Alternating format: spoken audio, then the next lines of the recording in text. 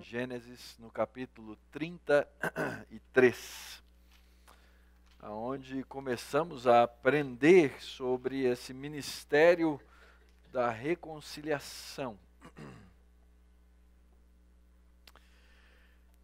através de um episódio na vida de Jacó e seu irmão Esaú. Nós vamos ler a primeira parte do capítulo, os versos 1 até o verso 11, mas mantenhamos abertas as Bíblias, porque a gente vai ler o capítulo todo, tá bom? Gênesis capítulo 33. Diz assim a palavra de Deus: Levantando Jacó os olhos, viu que Esaú se aproximava, e com ele 400 homens.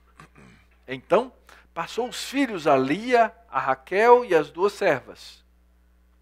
Pôs as servas e seus filhos à frente, Lia e seus filhos atrás deles, e Raquel e José por últimos.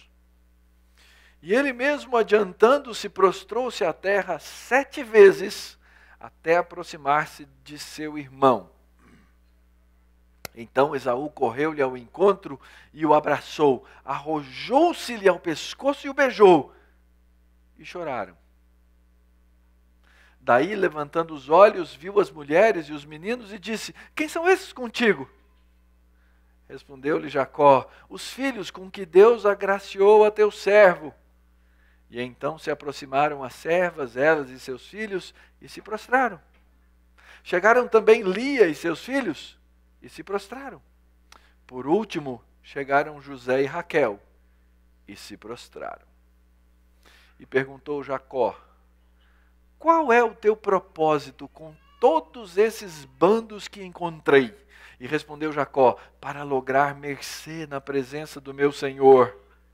Então disse Esaú: Eu tenho muitos bens, meu irmão, guarda o que tens. Mas Jacó insistiu: Não recuses. Se logrei mercê diante de ti, peço-te que aceites o meu presente, porquanto vi o teu rosto, como se tivesse contemplado o semblante de Deus, e te agradaste de mim. Peço-te, pois, recebe o meu presente que te trouxe, porque Deus tem sido generoso para comigo, e tenho fartura, e instou com ele, até que o aceitou. Até aí a leitura da palavra. Vamos orar. Pai bendito, nós rogamos agora a contínua instrução do Teu Espírito Santo. Sem Ele não teríamos essa palavra, porque o Senhor a inspirou por intermédio do Espírito. E sem o Espírito não entenderíamos essa palavra, porque é o Teu Espírito que nos ilumina para entendê-la na sua inteireza. Assim, ó Deus, nessa manhã, com esse Teu povo, que tem a habitação desse Espírito, nessa igreja que é o corpo, que é o templo no qual o Espírito habita, nós rogamos que as nossas mentes e os nossos corações sejam esclarecidos. E assim, ó Deus, em sabedoria diante do Senhor, possamos crescer para a honra e glória do nome do Senhor. Que as palavras dos meus lábios e o meditar do meu coração sejam agradáveis na Tua presença, Senhor meu, rocha minha, Redentor meu. Amém. 2 irmãos brigados. Você já leu isso na Bíblia anteriormente? Qual a primeira história de 2 irmãos brigados que tem na Bíblia? Caim e Abel. Capítulo 4 de Gênesis começa com controvérsia entre 2 irmãos. Vem, obviamente, depois da queda, que está no capítulo 3. A história de irmãos depois da queda é assim. Divisão. Mas a história de irmãos, depois da queda, também é uma história de reconciliação. E como nós precisamos disso, irmãos? Como nós precisamos de reconciliação da parte de Deus? Essa é a história da Bíblia. Essa é a história do livro de Gênesis, onde nós lemos que Deus, tendo feito o mundo, o homem quebrou a sua proximidade, a sua comunhão com Deus, rebelando-se contra o seu Criador. E nós chamamos isso de queda. Na queda, o homem perde o seu vínculo com Deus.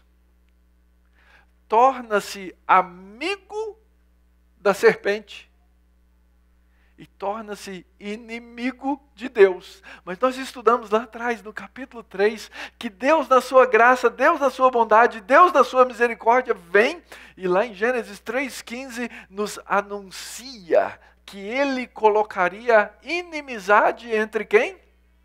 A mulher e a serpente. Entre os descendentes da mulher e os descendentes da serpente. E a partir dali, Deus começa a criar uma comunidade de reconciliação. Vou falar uma coisa para vocês, eu não consigo entender, mas já tenho visto isso muito. Igrejas e comunidades onde as pessoas vivem brigadas umas com as outras. Não dá para entender isso. A comunidade cristã, a comunidade do povo de Deus, a igreja, é esse povo da redenção. É o povo que se entrega para um ministério da reconciliação.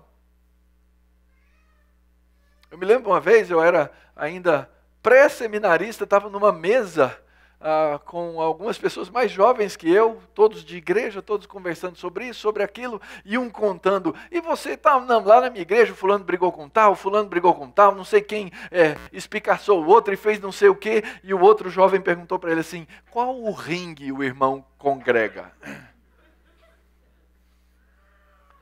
Porque é um ringue, é um lugar de luta, é um lugar de briga. E a Escritura vai nos ensinar que não é esse o caminho do povo de Deus. O caminho do povo de Deus é um caminho de reconciliação. A gente gosta de reconciliação, não gosta? Os programas por aí na TV, eles fazem isso. Eles pegam lá alguém que não se encontrava com fulano de tal há X anos, de surpresa, traz lá de não sei aonde, e todo mundo chora, né? Pelo menos os Nutellas. A gente se emociona. Porque reconciliação é algo que nós almejamos, é algo que nós desejamos, é algo que nós necessitamos. E a palavra de Deus é a respeito de reconciliação.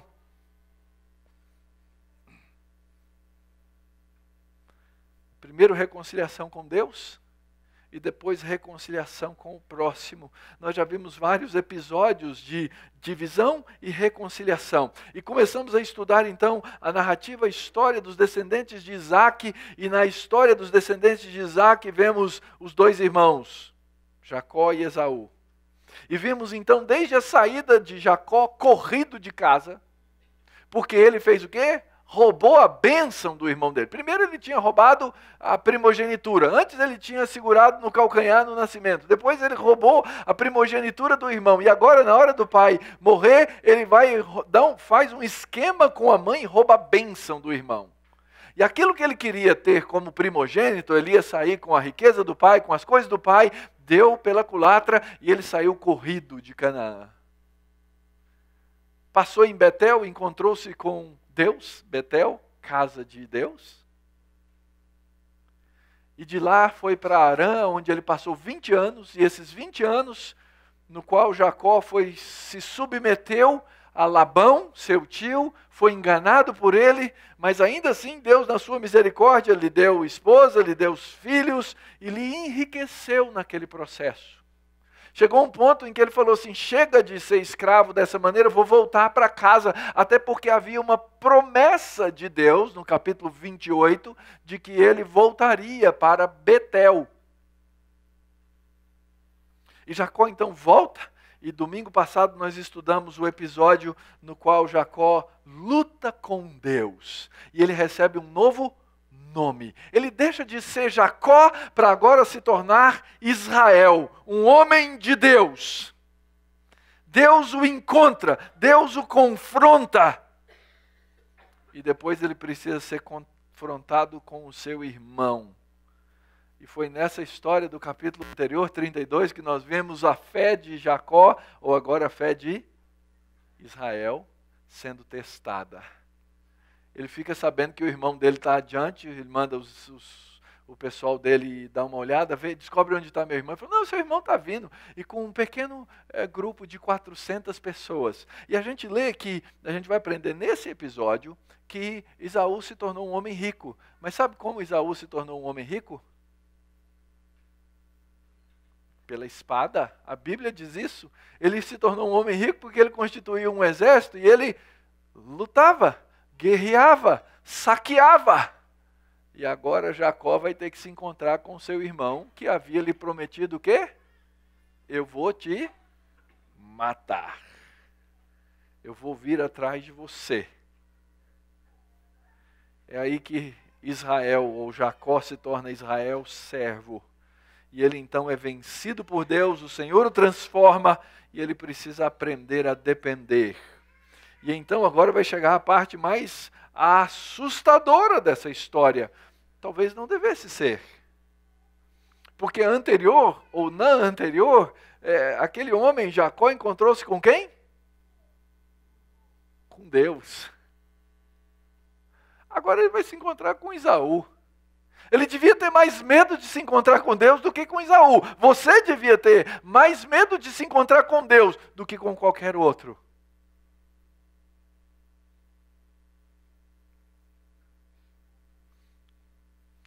Mas agora ele vai se encontrar com o seu irmão que lhe havia jurado de morte há mais de 20 anos. E na cabeça e no coração de Jacó devia estar passando muita coisa. Fala sério. Qual será a reação dele? Será que Jacó não podia ter ido por outro caminho e ter fugido do irmão? Até poderia, mas aquilo deixaria a vida dele, o novo homem, ou deixaria aquele Israel um homem incompleto.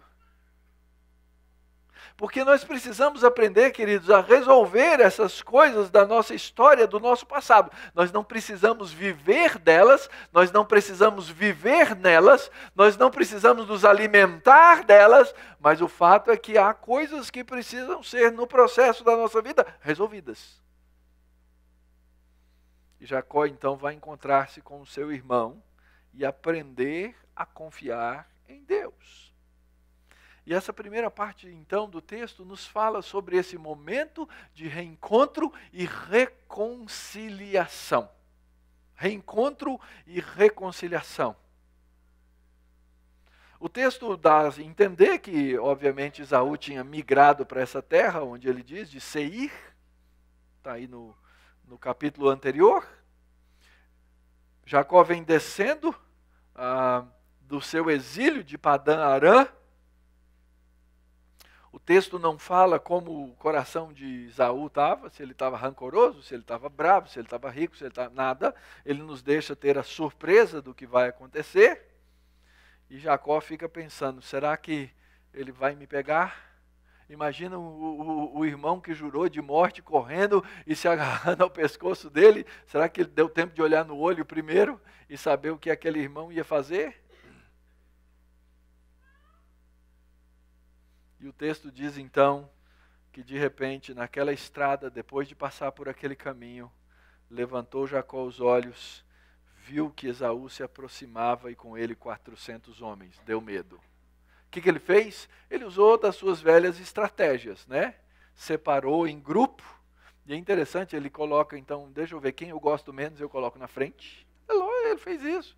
Depois eu vou colocar os outros. E no final o texto diz assim, no final ele colocou quem? Raquel e... Ele dá os nomes, são os únicos ali, o único filho mencionado pelo nome. Isso já mostra que esse é de fato o filho preferido. Ou seja, todas aquelas coisas do passado voltam, né? As preferências de família, essas coisas aparecem de novo.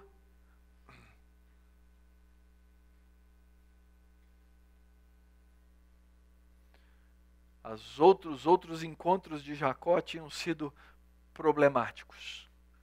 E ver o irmão guerreiro chegando com um exército de 400 trouxe temor, dividiu então Jacó o seu grupo, os velhos hábitos, as velhas preferências, Raquel e José na retaguarda.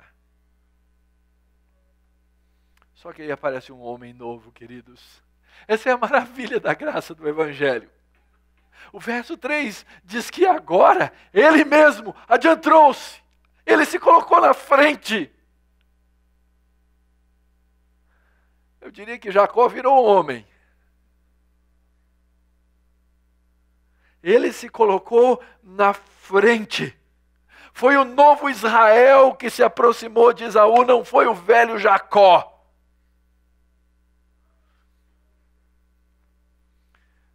E aqui cabe uma lição a vocês, a nós, homens.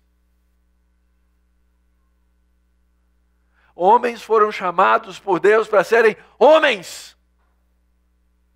E talvez você diga assim, pastor, o senhor não pode falar muito disso não, porque o senhor vive chorando. E homem?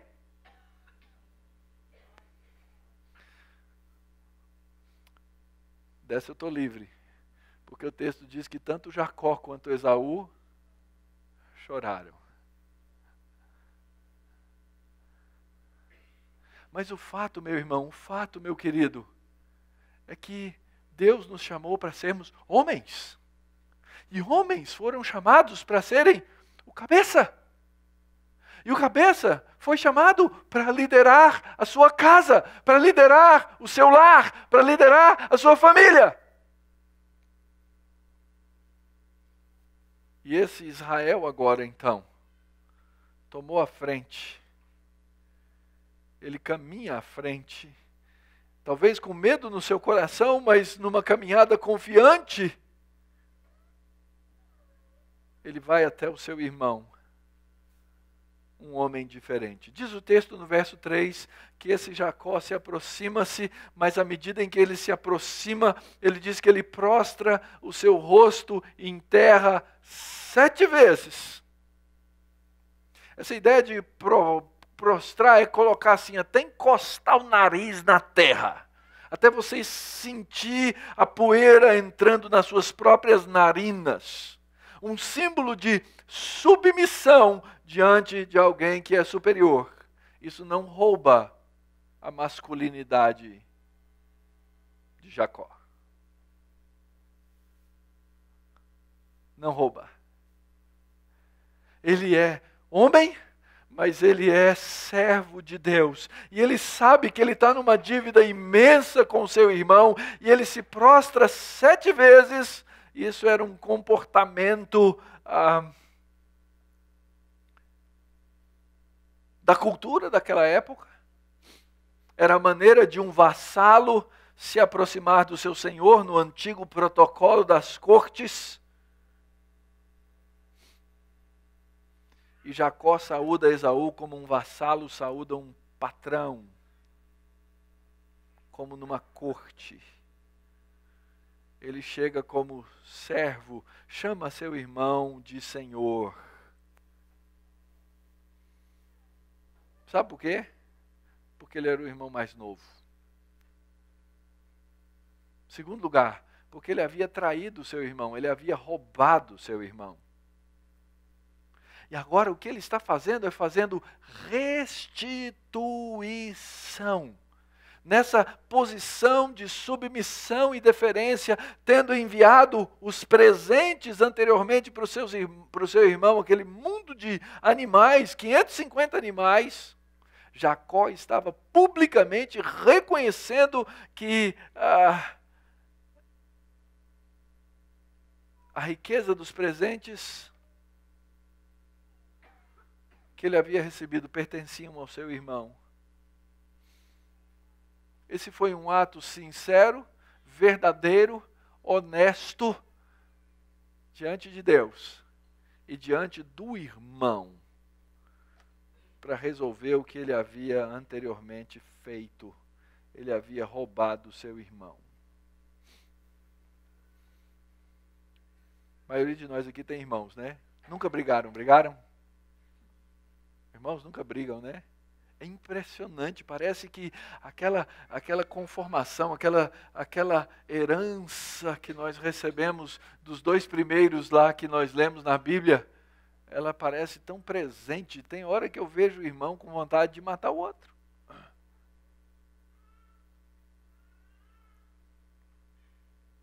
Mas Deus não nos criou para sermos e vivermos assim. O problema quando 2 irmãos brigam e um está certo e o outro está errado, é que ambos, por terem história, por terem vida, eles fazem o quê? Eles vão desencavando os pecados do passado. No pecado do passado eu não vou esquecer, meu. Em 1982 você, e a gente levanta, eu sei que a maioria, boa parte aqui não tinha nascido em 1982, mas a gente levanta. Então você pega coisas de 10 anos atrás, 15 anos atrás, e emenda nas coisas que estão acontecendo ali na hora. E você traz todos aqueles sentimentos de volta à mente e você passa a operar por eles. Esse novo homem, Israel, não fez isso. Ele tomou uma atitude diferente ao se aproximar do seu irmão. E diz o texto que aquilo quebrantou o coração de Esaú, e os 2 então, ao se encontrarem, correram um encontro do outro, arrojou seu pescoço, beijou, abraçou. Correu, abraçou, pulou, beijou e chorou. É assim que se saúda alguém amado.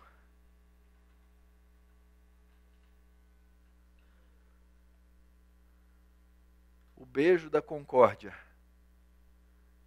o beijo da aproximação, o beijo do reencontro, o beijo da reconciliação. O texto diz que Esaú vira para ele e fala assim: irmão, para que todas essas coisas? Quem são esses todos? Não conheço, só fazem 20 anos que você saiu de casa, não conheço sua mulher, não conheço seus filhos, não conheço ninguém da sua família, quem são? Ele os apresenta. Todos eles fazem a mesma coisa, chegam diante de Esaú e se prostram. E aí vem o papo do dia a dia, né? Pai, eu estava subindo aí com o meu exércitozinho de 400 e fui encontrando esse pessoal. Para que você mandou tudo isso? Ele fala assim: porque eu precisava te dar um presente. Porque eu precisava fazer restituição daquilo que eu te roubei lá atrás.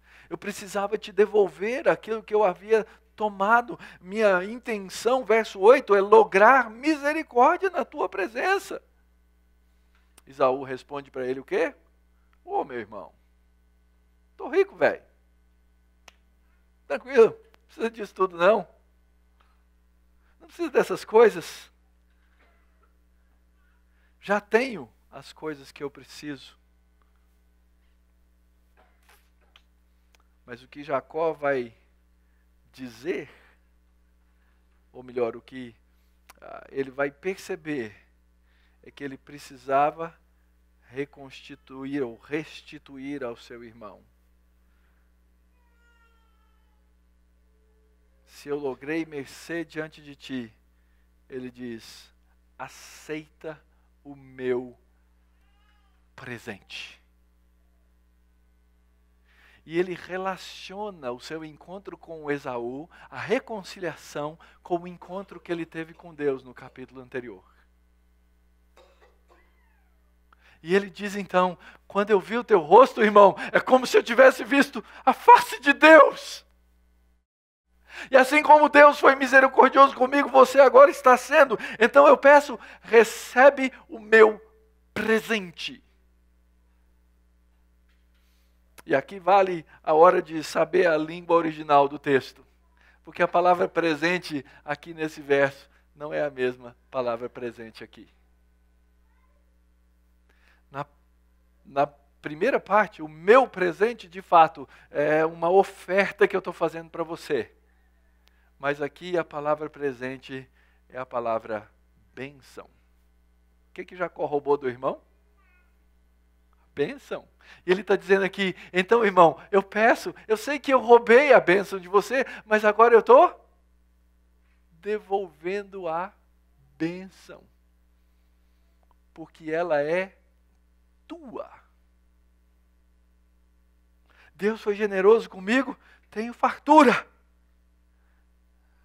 O antigo Jacó, quando ouvisse essas palavras do irmão, o que ele ia falar? Então tá bom. Vou ficar com tudo mesmo, você não precisa, né? Eu fico com tudo. Mas esse novo Israel, ele faz uma oferta sincera ao irmão, verdadeira. Ele diz, eu te devo e eu agora te devolvo. E aí o texto diz então, que ele instou até que ele aceitou. Não era um presente em troca de algo que ele esperava receber, mas era uma restituição por algo que ele havia roubado.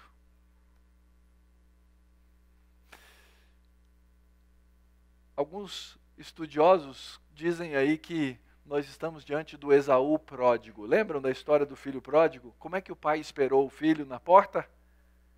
Quando ele viu que o filho se aproximava, o que ele fez? Correu, abraçou e beijou.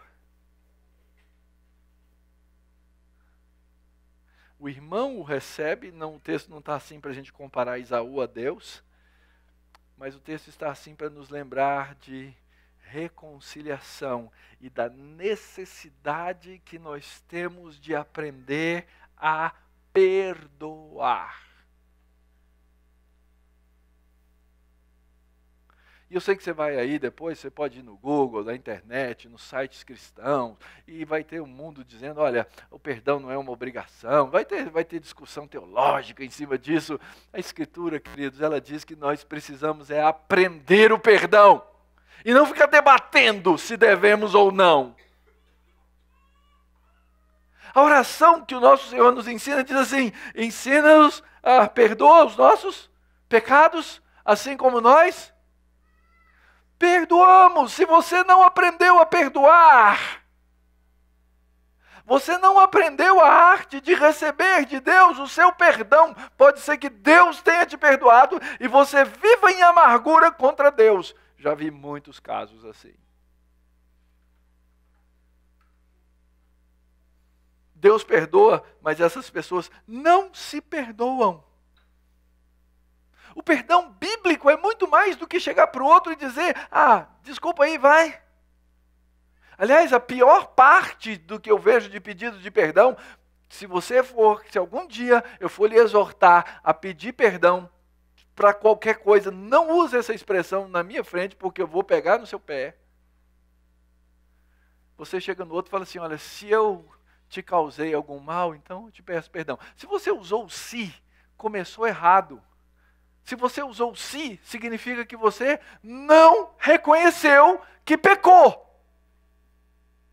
Mas se eu te causei alguma coisa, então você me perdoa. Não. O perdão bíblico não é esse que começa com si. Na verdade, esse perdão envolve, e Jacó precisou passar por aí para virar de fato todo o Israel que ele precisava virar. Ele precisou fazer uma confissão face a face. Ele precisou fazer uma restituição. Porque o arrependimento verdadeiro, ele confronta o nosso orgulho. E se tem uma coisa de acontecer, difícil de acontecer, é isso acontecer entre irmãos. E quantas vezes no processo das nossas dinâmicas, sejam irmãos de igreja, sejam irmãos na carne, no sangue, nós damos um jeito de apaziguar as coisas, porque no dia do Natal, ou no dia das mães, a gente não quer ver a mãe da gente chorar, então os irmãos fazem a paz, mas aquilo tudo lá fica o quê? Fica tudo guardado no coração até o próximo Até o próximo encontro. E o que a Escritura nos chama a fazer é nos humilhar, admitir o nosso pecado e lidar responsavelmente com as consequências das nossas ações. No caso de Jacó, era fazer uma restituição.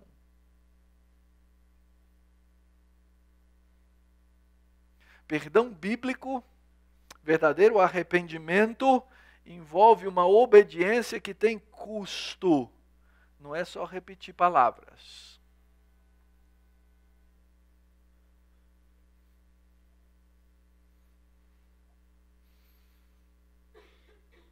E quando nós aprendemos o perdão, e quando nós aprendemos a pedir perdão, é como se víssemos a face de Deus.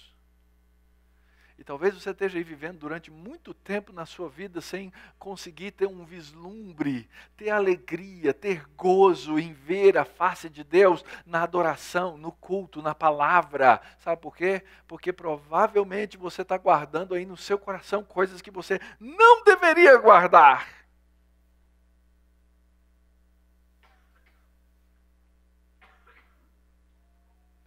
Peça legítimo perdão às pessoas com quem você ofendeu. Porque essa é a estrutura que a fé em Cristo Jesus nos dá, nos transmite para aprendermos a viver bem.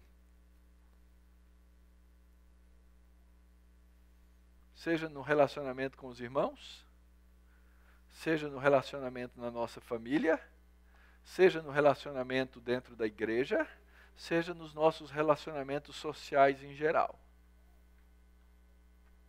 Enquanto você não aprender a perdoar, enquanto você não aprender a pedir perdão, você vai ficar sorvendo veneno na sua vida espiritual.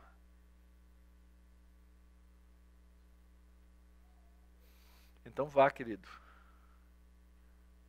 Hoje nós vamos tomar a ceia do Senhor. Você que é cristão, membro de uma igreja, você vai estar convidado e convocado a participar dessa mesa conosco. Nessa mesa você tem que tomar diante de Deus a decisão de perdoar e pedir perdão.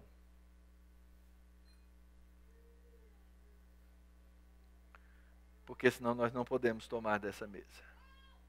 Seria não reconhecer o corpo de Cristo de maneira plena. Mas o nosso texto não termina aí. Depois que os irmãos se beijam, apresentam a família, todas aquelas coisas acontecem, Esaú vira para o irmão e fala assim: partamos e caminhemos. Eu vou junto contigo. Jacó falou: meu senhor sabe que esses meninos são tenros. E tenho comigo ovelhas, vacas de leite. Se forçadas a caminhar demais um só dia, morrerão todos os rebanhos. Passe meu senhor adiante de seu servo, eu seguirei guiando-as pouco a pouco no passo do gado que me vai à frente e no passo dos meninos, até chegar a meu senhor em Seir. Respondeu Esaú: então permite que eu deixe contigo gente que está comigo. Jacó disse: para quê? Basta que eu alcance mercê aos olhos de meu senhor.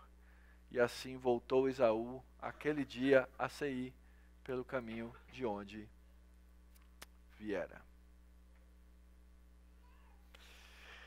Face a face nem sempre significa lado a lado. Jacó aqui assume uma posição de pastor sobre a sua casa e sobre sua família. Ele dá razão física, técnica. Olha, você está com um exército. Seus caras aí andam rápido. Eu não vou submeter minha família a isso. Não dá. Então faz o seguinte: vai no seu passo, eu vou no meu passo, a gente caminha, no futuro a gente se encontra. Existe uma tensão mesmo depois do pedido do perdão. E mesmo depois da aceitação do perdão, ele declina da oferta até de receber aquela escolta. E ele diz: vamos seguir em frente. porque meus meninos e meu gado não vão aguentar esse toque de um exército. O texto não diz se isso era mais um engodo de Jacó ou não, que continuava com medo. Ele não faz o julgamento. Mas pelas palavras seguintes de Jacó, no verso 15, ele diz, olha, eu só quero ter a sua misericórdia, irmão, eu só quero saber que você me perdoou.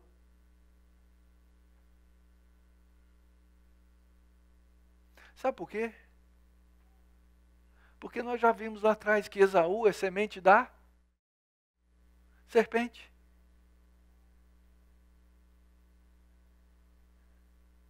E Deus tem planos diferentes para a vida de Jacó.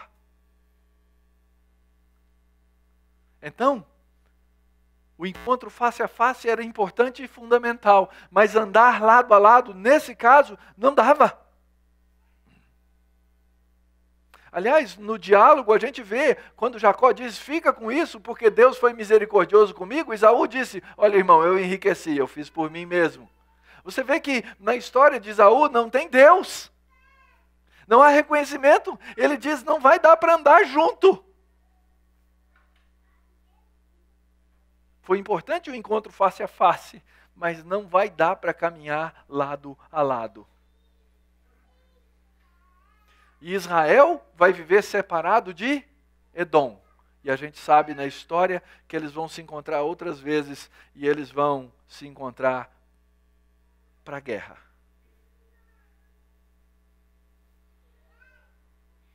É verdade que ele disse, ver a tua face foi como ver a face de Deus. Mas por outro lado, viver ao lado do seu irmão não seria bênção. Não seria bênção. Ele resolve ir por um outro caminho e finalmente ir para um novo destino. Nem sempre a reconciliação significa caminhar lado a lado. Isso vale para todas as nossas relações. Nós precisamos aprender a fazer a correta avaliação da maneira como nós recebemos convites, como os que foram feitos por Esaú.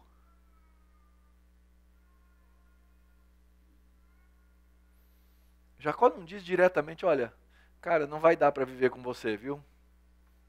Não vai dar.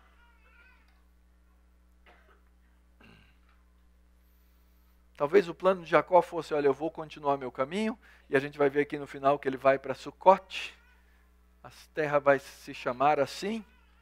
Alguns acham, talvez fosse o plano dele ir visitar o irmão depois, se encontrar no dia das mães, mas a mãe já tinha morrido. Eu sei que depois eles vão se encontrar para o enterro do pai. E o texto diz que os dois enterraram o pai pacificamente.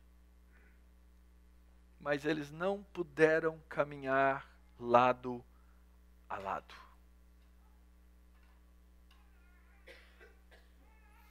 Talvez ele tenha até dado uma enganada aqui no irmão, eu não sei. Mas o fato é que ele tinha um destino diferente. Quando Jacó saiu da terra da casa dos seus pais, e ele se encontrou com Deus em Betel, Deus disse para ele, você vai voltar e vai me adorar aqui nessa terra. Deus havia dito a Isaac, seu pai, que ele seria o dono daquelas terras. Deus havia dito a Abraão, o seu pai, que ele seria dono daquelas terras. E Jacó precisa voltar para aquele lugar. Ele precisa voltar para a terra prometida. E o texto diz, e Jacó partiu para Sucote, e edificou para si uma casa, e fez palhoças para o seu gado. Por isso o lugar se chamou Sucote. Voltando de Padã Arã, chegou Jacó são e salvo à cidade de Siquém, que está na terra de Canaã, e armou a sua tenda junto à cidade. A parte do campo onde armara a sua tenda, ele a comprou aos filhos de Hamor, pai de Siquém, por 100 peças de dinheiro. E ali levantou um altar. Ele chamou Deus, o Deus de Israel. Fato, queridos, é que Jacó tinha que voltar para a terra. E aí então ele volta e vai para aquela região e ele constrói as palhoças para o seu gado e ele edifica para si a sua casa. Agora, finalmente, ele tem um lugar para chamar de seu. Ele compra mais um campo. O lugar onde ele... Lembra do pai, Abraão, do avô? O que ele tinha feito? Ele já havia comprado parte da terra prometida. Agora Jacó vai e compra mais um pedaço. Mas ele não só faz isso, ele levanta um altar naquela terra. Porque agora, olha a expressão do texto, verso 18. Ele chegou são e salvo. E aqui o texto deixa a gente numa dúvida, não tem como responder de maneira definitiva. Porque quando ele passou por Betel, Deus disse, olha, passa por Betel, na volta. Ele não passa por Betel, ele estava ali a uns 30 quilômetros de Betel. Talvez na cabeça dele ele deve ter pensado assim, eu vou lá em Betel, depois que eu me estabelecer, eu vou lá em Betel falar com Deus. É interessante isso, como esse homem agora, Israel, deveria ter obedecido de maneira absoluta a Deus, ele não obedece de maneira absoluta. Ele faz para ele o que é mais confortável. Ele faz para ele o que é mais conveniente. Ele segue a instrução do seu próprio coração. E não segue a palavra objetiva de Deus. Ainda assim, Deus o salva. Ainda assim, Deus o guarda. Mas eu acredito que se ele tivesse ido a Betel, a história teria sido diferente. A história teria sido diferente. Porque o próximo episódio vai narrar uma situação difícil pela qual ele passa. Muito difícil. Porque para ficar lá naquele lugar, ele precisou fazer acordo diante das expectativas do povo da terra. A irmã dele acaba estuprada. Percebe que as nossas decisões, elas têm consequências? Elas todas têm consequências. Mas ainda assim, Deus, na sua bondade, permite que ele construa um altar, que significa, o nome do altar é Deus, o Deus de Israel. E agora então Jacó identifica o seu novo ego, o seu novo eu, com o Deus vivo. E reivindica aquela terra também no seu nome.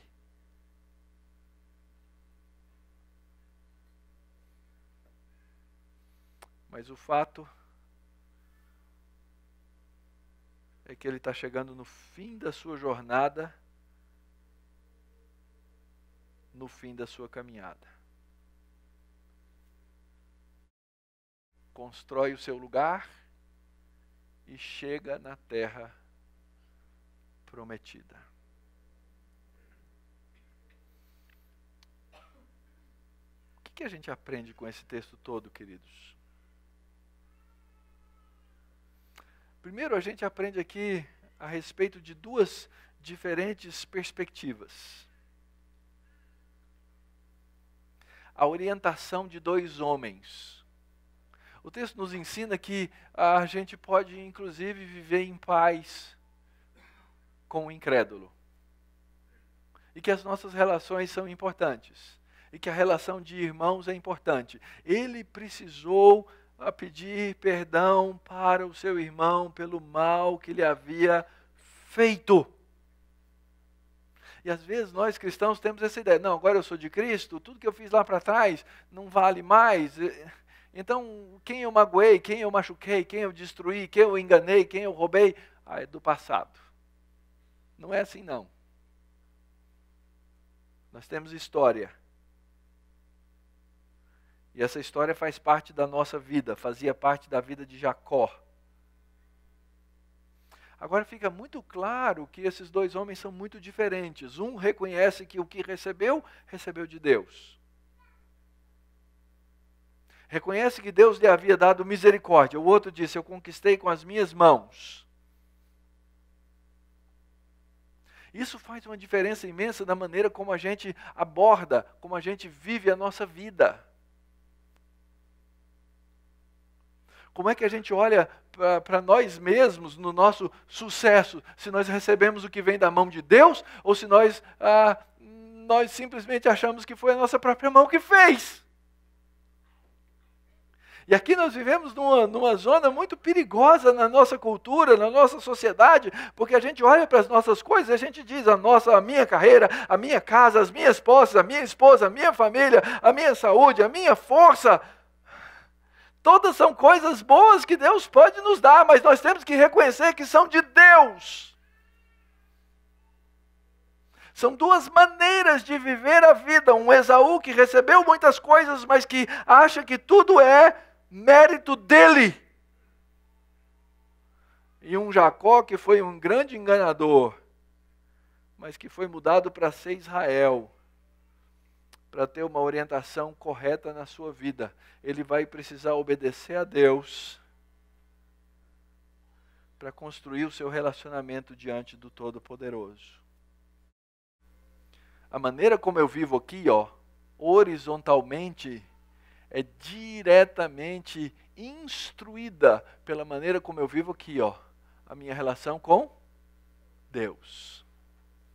Talvez nosso maior problema seja achar que Deus pode ser usado ocasionalmente para resolver os nossos problemas, ao invés de entender que é a nossa relação com Deus que nos dá os caminhos de vida e de luz. Como é que você toma as suas decisões na vida, querido?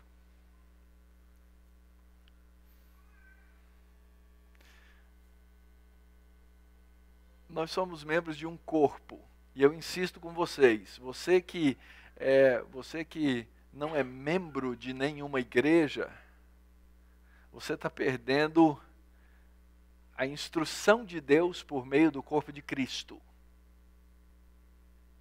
E eu já disse para você, se você não é membro da igreja, eu não tenho como lhe instruir como membro da igreja. E vocês, nós todos os dias tomamos o quê? Decisões. Essas decisões, elas têm que ser tomadas diante da Escritura, diante de Deus, com o nosso círculo mais próximo, mas elas precisam ser tomadas como igreja, como povo de Deus que nós somos. Você está dizendo assim, mas pastor, até nas decisões pessoais, a minha carreira, com quem eu vou me casar, aonde eu vou morar? Sim! Claramente sim! Foi para isso que Deus nos constituiu igreja e corpo. Para que nós juntos aprendêssemos a ser discípulos. Então, entre Jacó e Esaú, nós vemos duas perspectivas diferentes de vida. E é claro que nós precisamos aprender a viver ao lado de Deus. Isso nos torna ministros da reconciliação. Ministros da reconciliação. Em primeiro lugar, ministros da reconciliação com Deus. Sabe por quê? Se você já foi reconciliado com Deus, você agora é essa peça usada por Deus para falar do Evangelho a outras pessoas, para que elas não vivam distantes de Deus, porque não há maior tragédia na vida humana do que viver fora, longe da vontade de Deus. Então, quando você olhar para alguém que não vive ao lado de Deus, tenha misericórdia e compaixão. Diz, esse meu irmão, essa minha irmã, esse meu parente, esse meu vizinho, esse meu colega de trabalho, ele não vai ter vida se ele não for reconciliado com Deus. E você vai aprender então a importância da evangelização. Porque o reconciliar-se com Deus vem por meio do Evangelho de Cristo. Em segundo lugar, ministros da reconciliação com o próximo. Eu tenho um colega pastor que tinha alguns presbíteros na igreja dele que brigaram e viviam brigando. Um dia, ele pediu os diáconos, eles colocaram os elementos da ceia. Chegou na hora da ceia, ele falou, irmãos, hoje não vai ter ceia nessa igreja. Como? Ele falou, porque os irmãos, os presbíteros da igreja estão brigando entre si.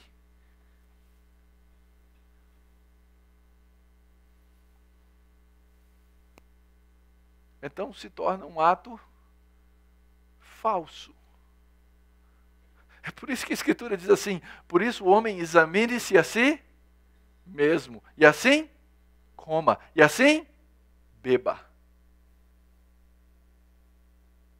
Então eu preciso aprender a me reconciliar com o próximo, nós precisamos viver uma vida de reconciliação na igreja. Em terceiro lugar, nós precisamos exercer o ministério da reconciliação entre os irmãos.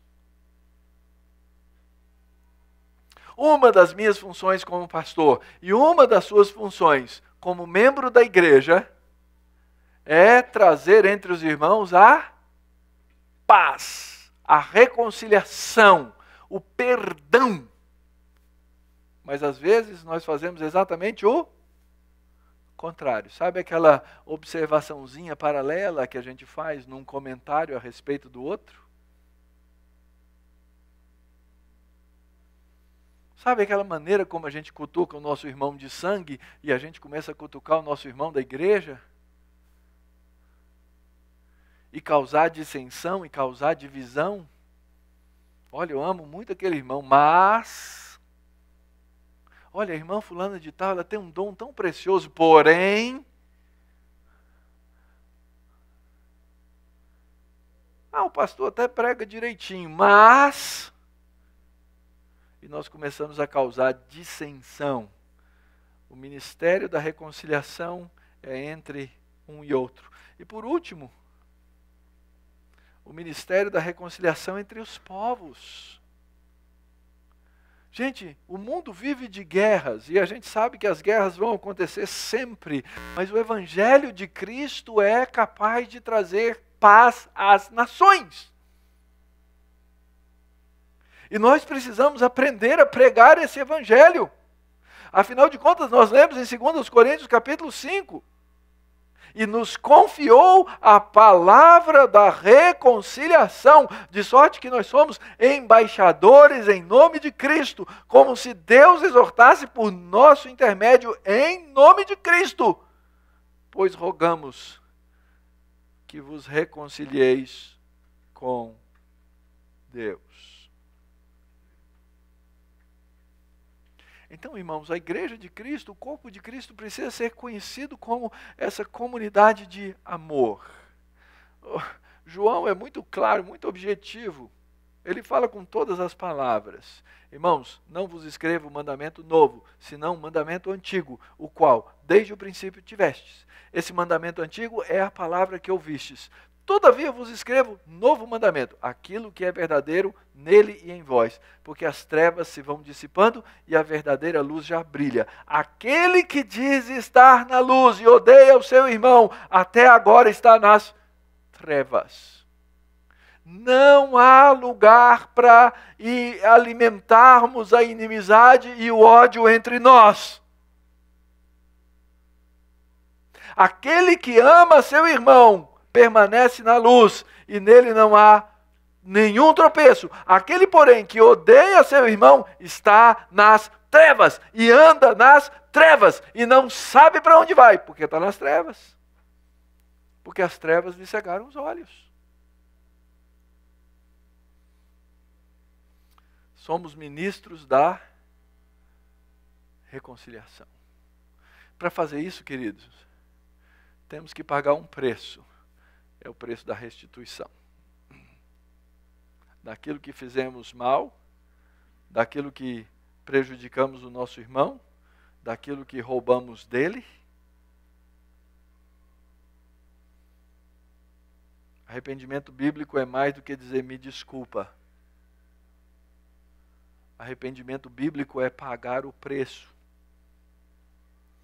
É uma obediência que tem custo. Temos que aprender a usar as palavras corretas para a reconciliação. O exemplo de Jacó é muito claro, né? Ele se curva 7 vezes. Ele se chama de servo, porque ele se torna um servo.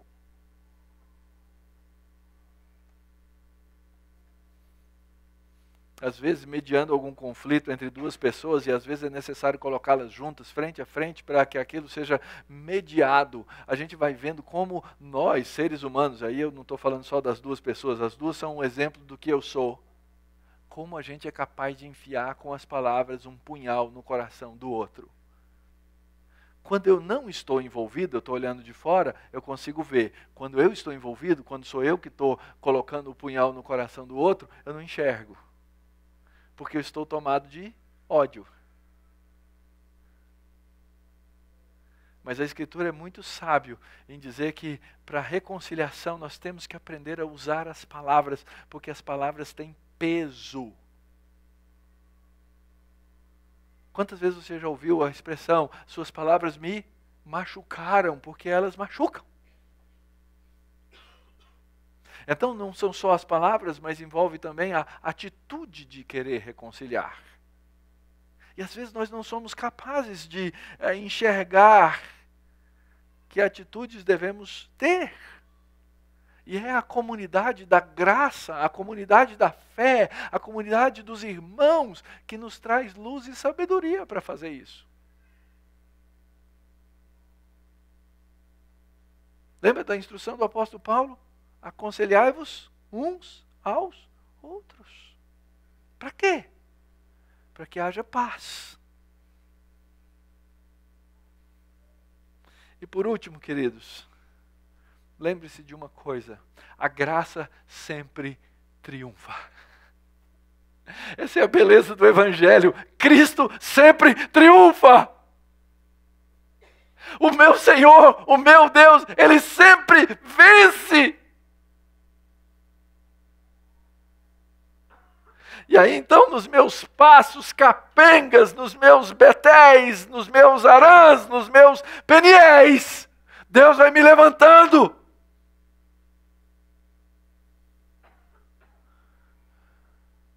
Até a hora de eu poder dizer assim, eu vi o Senhor face a face.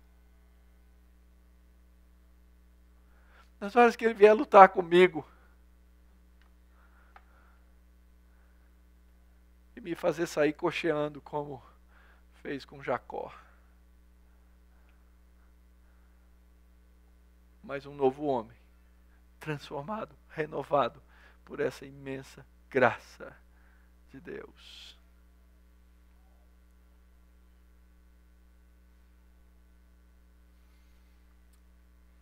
Você confia nessa graça, querido? Quem sabe você está aqui hoje e nunca experimentou essa graça na sua vida, nunca experimentou essa graça no seu coração, nunca teve um vislumbre da face de Deus, mas a Escritura diz assim que quando Ele se mostra para nós, nós vamos conhecê-lo e vamos ser transformados passo a passo na sua semelhança. Se você não é membro dessa comunidade, saiba que essa aqui não é uma comunidade de perfeitos. É uma comunidade de imperfeitos, sendo transformados pela graça de Deus, à semelhança de Jesus Cristo. E é por isso que o que nós fazemos aqui não é hipócrita, não é falso, não é mentiroso. Porque quando nós partimos na mesa do Senhor, o pão e o vinho, nós somos agraciados e somos transformados e ensinados pelo Senhor.